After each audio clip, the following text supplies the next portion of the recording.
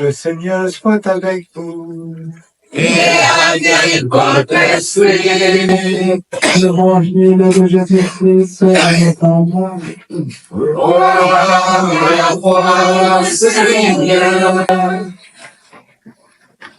En ce temps-là, Jésus traversait la Galilée avec ses disciples. Et il ne voulait pas qu'on le sache, car il enseignait ses disciples en leur disant: le Fils de l'homme est livré aux mains des hommes. Ils le tueront, et 3 jours après sa mort, il ressuscitera. Mais les disciples ne comprenaient pas ces paroles. Ils avaient peur de l'interrogement. Ils arrivèrent à Capharnaüm, et une fois à la maison, Jésus leur demanda: de quoi discutiez-vous en chemin? Ils se taisaient, car en chemin, ils avaient discuté entre eux pour savoir qui était le plus grand. S'étant assis, Jésus appela les 12 et leur dit: si quelqu'un veut être le premier, qu'il soit le dernier de tous et le serviteur de tous. Prenant alors un enfant, il le plaça au milieu d'eux, l'embrassa et leur dit: quiconque accueille en mon nom un enfant comme celui-ci, c'est moi qui l'accueille. Et celui qui m'accueille, ce n'est pas moi qui l'accueille, mais celui qui m'a envoyé.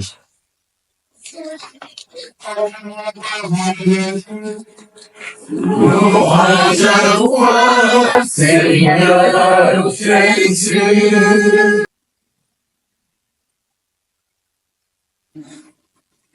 Jésus place au milieu des disciples, des grands, un enfant. En général, c'est pour ça, là, quand vous étiez devant, les adultes ne vous voient pas. En général, si je me mets devant toi, on te voit plus. Et les adultes, c'est un peu la difficulté, c'est que souvent, des fois, justement, ils font de l'ombre aux enfants. Ils ne savent plus, justement, laisser la place aux enfants. Pourquoi? Parce que souvent, nous ne laissons plus en nous l'enfant qu'il y a en chacun d'entre nous. Nous oublions et nous jouons aux adultes. Parce qu'on nous dit que les adultes ce sont des gens sérieux. Ce sont des gens sérieux. Il y a un très beau livre qui nous parle de cela, c'est le livre de Saint-Exupéry, Le Petit Prince. Le Petit Prince qui nous dit justement à la fin du livre: s'il vous plaît, si vous l'avez retrouvé, écrivez-moi vite. Ne devenez pas la prison de votre enfant intérieur. Nous cadenassons souvent un être qui a tant de choses à nous dire, un être qui a un regard qui pétille, qui est ouvert selon, un être qui veut recevoir. Les enfants, voilà, alors, vous allez laisser tomber les cartables, on les prendra tout à l'heure. Un cartable, effectivement, c'est lourd. Mais qu'est-ce qu'on met dans un cartable en général? Les activités qu'elle dit de faire. Tu veux faire du cartable. Qu'est-ce que tu mets dans ton cartable? Des cahiers. Des cahiers. Qu'est-ce qu'on fait avec les cahiers? Pourquoi faire les cahiers? Qu'est-ce qu'on écrit dans les cahiers? Le travail. Le travail. Et pourquoi on vient à l'école pour travailler? Pour apprendre. Pour apprendre. Pour apprendre. Et ça fait du bien d'apprendre. Oui. Les réponses courtes sont les meilleures. Oui. Est-ce que les adultes veulent apprendre des enfants en général? Je pense que oui. Oui.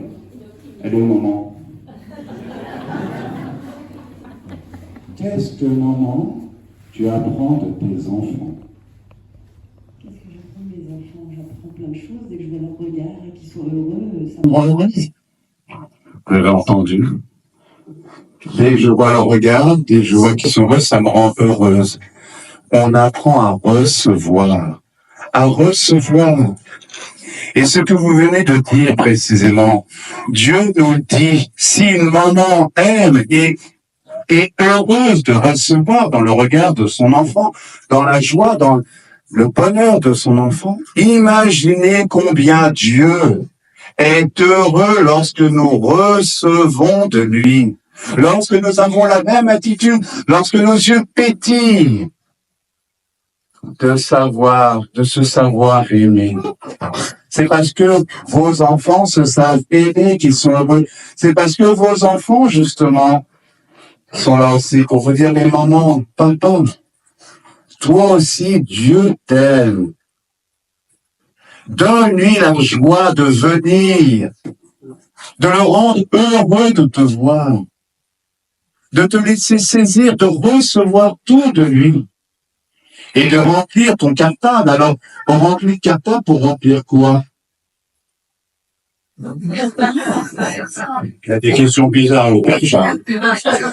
Est-ce que c'est pour remplir le cartable ou c'est pour remplir quelque chose de beaucoup plus important? Notre cœur. Alors on aurait pu dire d'abord notre tête.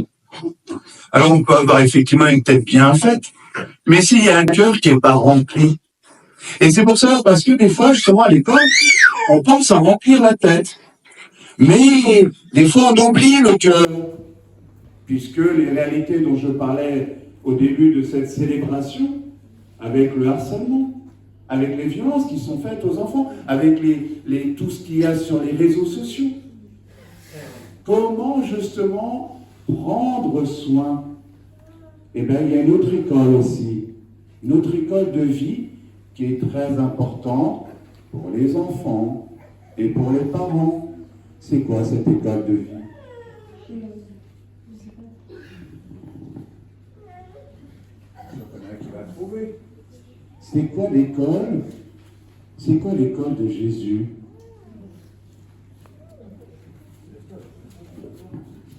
L'église. L'église? Et puis quoi d'autre encore quand on est enfant? Regardez. Le caté. Le caté. Non, il n'a pas du tout soufflé.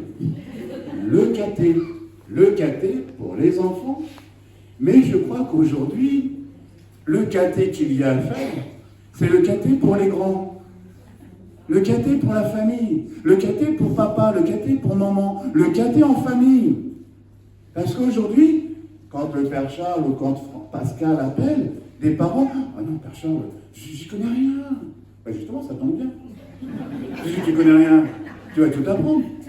Tu vas apprendre comme maman apprend justement à travers le regard de son enfant, à travers le sourire de son enfant. Dieu nous les donne. Dieu nous les donne justement pour apprendre à tout recevoir de lui comme un enfant. Et sentir cette étreinte d'amour de Dieu sur nous. Pour justement lutter contre toutes les violences. Le harcèlement n'existe pas qu'à l'école. Le harcèlement dans le travail, le harcèlement entre voisins, le harcèlement des fois dans les familles. Et donc, ne comptons pas simplement sur nos forces. Seule la force de l'amour de Dieu pourra nous arracher à tout ce qui nous empêche de vivre heureux. Ces enfants, est-ce que tu veux vivre? Tu veux vivre dans un monde heureux?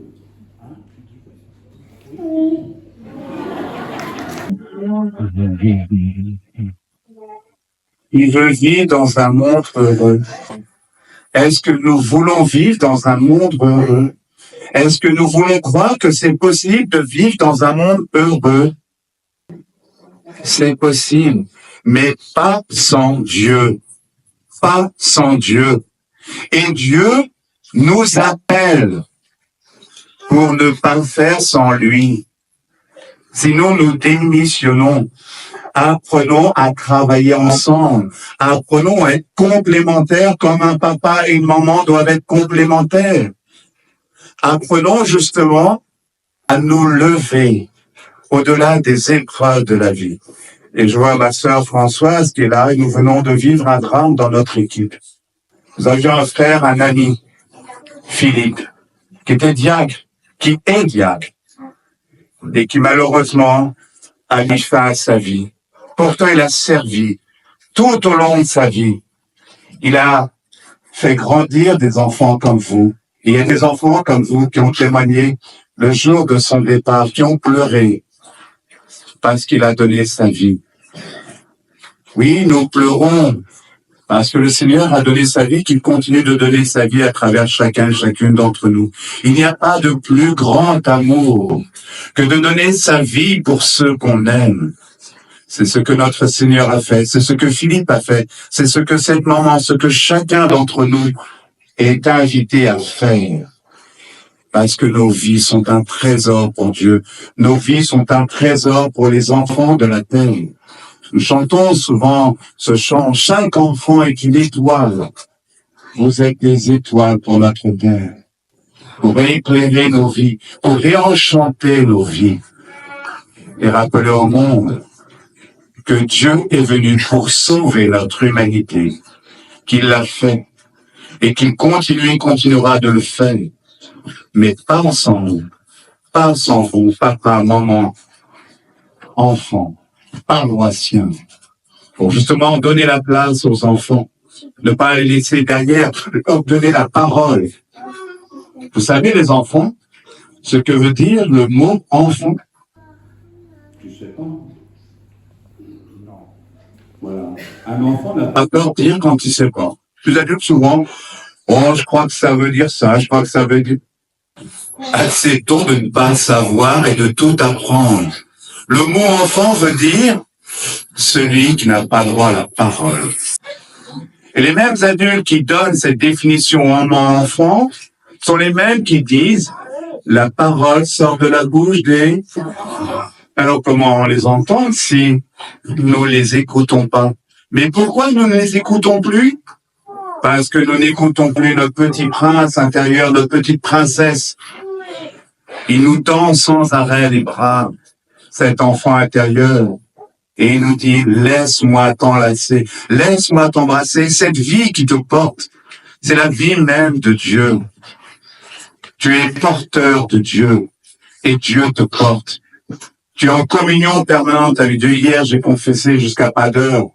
Et une sœur me disait qu'elle était en colère contre Dieu, qu'elle voulait se séparer de lui. Mais je lui ai dit, ma sœur, c'est impossible ce que tu demandes. Puisque si tu demandes cela, tu n'existes plus. Tu n'existes plus. Il n'y a pas de vie sans Dieu. Tout est Dieu. Tout est Dieu. Et Dieu nous invite précisément à renaître à cette communion pour sauver la vie, pour sauver la paix, pour sauver le monde. Alors, chers enfants, vous êtes ces enfants que Dieu, justement, met au milieu de nous aujourd'hui, pour nous laisser enseigner, pour remplir nos cartables, notre cœur, notre tête, pour justement répondre à ces appels et être de vrais missionnaires pour la terre, au-delà de toutes nos limites, au-delà de toutes nos pauvretés. Dieu n'est pas venu pour les bien portants, mais pour les malades, les pécheurs que nous sommes. Bien malheureux sommes-nous si nous croyons être au-dessus de la mêlée, si nous croyons être des bien portants. Nous lui disons, Seigneur, je n'ai pas besoin de toi, notre monde n'a pas besoin de toi. Alors, chers parents, je vous le dis aujourd'hui, nous avons besoin de vous pour faire grandir vos enfants et chers enfants. Nous avons besoin de vous pour ramener vos parents, vos grands-enfants à l'église et leur faire découvrir le trésor que le Seigneur veut nous offrir. Il a besoin de mains pour les recevoir, il a besoin de cœur pour répondre à ses appels. La moisson est abondante, mais les ouvriers sont peu nombreux. Priez le maître de la moisson d'envoyer des ouvriers à sa moisson. Ah oui, sinon on va prier pour les autres. Pour qu'il y ait un prêtre, là, qui nous savent, ton fils? Non, Seigneur. Bah si. Si. Nous sommes tous appelés à notre baptême, prêtre, prophète, roi et reine. Alors, faisons-lui confiance. Il nous fait confiance. Ce n'est pas nous qui l'avons choisi. C'est lui qui nous a choisis. Amen.